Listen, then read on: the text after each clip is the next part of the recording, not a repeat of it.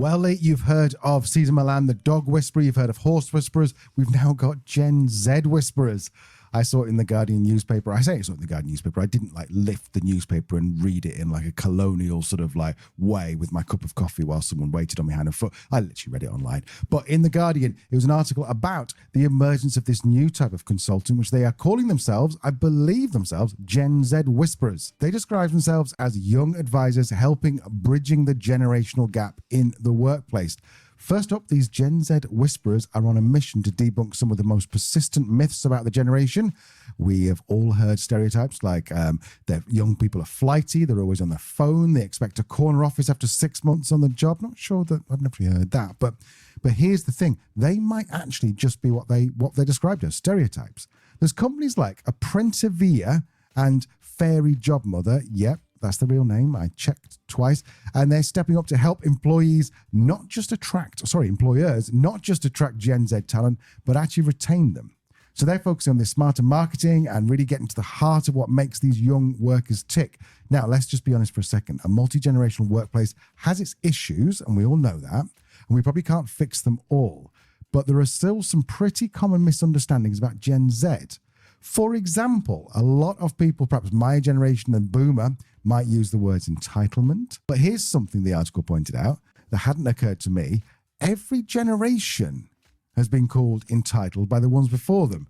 The boomers before me, I'm Gen X, the boomers before me called me entitled. I bet that my generation called you entitled. Do you remember when we were all the young upstarts? So what's really interesting is how recent events have shaped Gen Z's approach to work. Because we've got the pandemic, we've got the cost of living crisis, we've got the rise in remote work.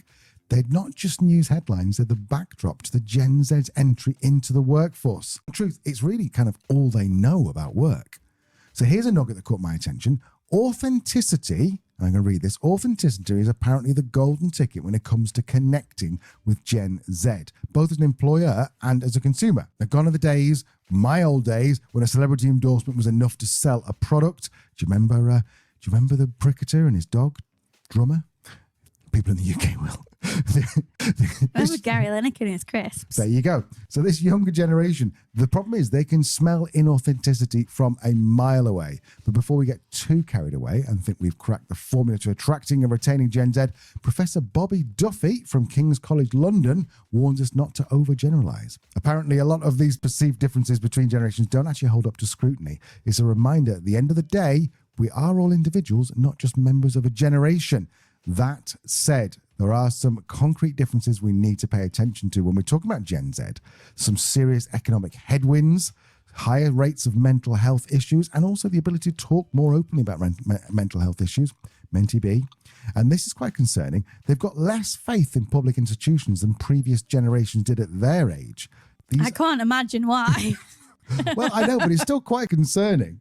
And these aren't just statistics. They're actually shaping how the entire generation views work and their place in society. So I want to ask, what's the bottom line here? Well, according to the article, it's helpful to understand these generational trends. And we shouldn't be getting too caught up in the labels.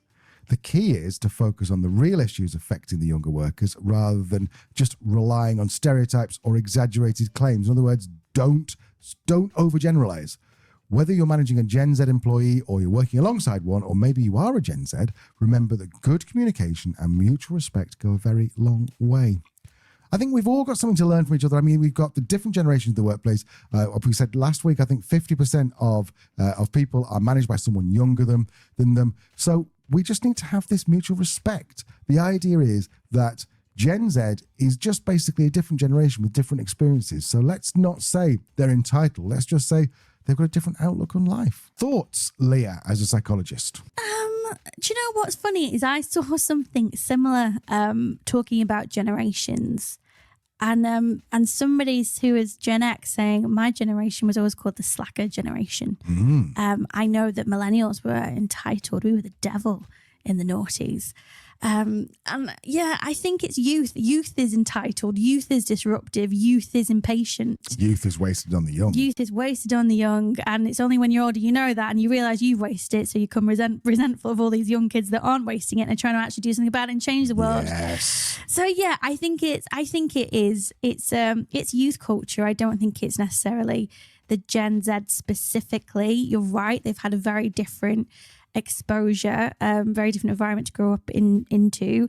But that's also why we have generations as psychologists. And when we look at age as a factor within various studies, because we all grew up with a different environment, and that influences our social norms, our values, our way of thinking, our way of operating in the world. So yeah, Gen Z are different. Are they as entitled as every other generation before them? Probably. Yeah, I think as well, social media, man. Gen Z are educated.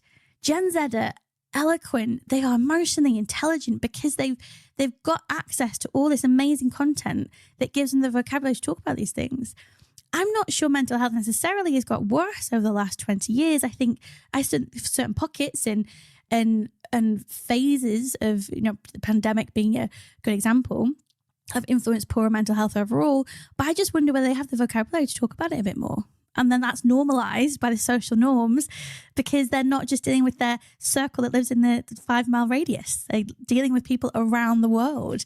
So yeah, it's interesting. And I think we'll continue to have conversations like this, particularly as Gen Z enter into management roles, particularly as the Gen Alphas in, what are we on now? Probably another 5 to 8 years before the first Gen Alpha starts to join the workforce. So yeah, it's an interesting thing, but I agree. I think we don't need something else being us and them, do we? The world is divided enough.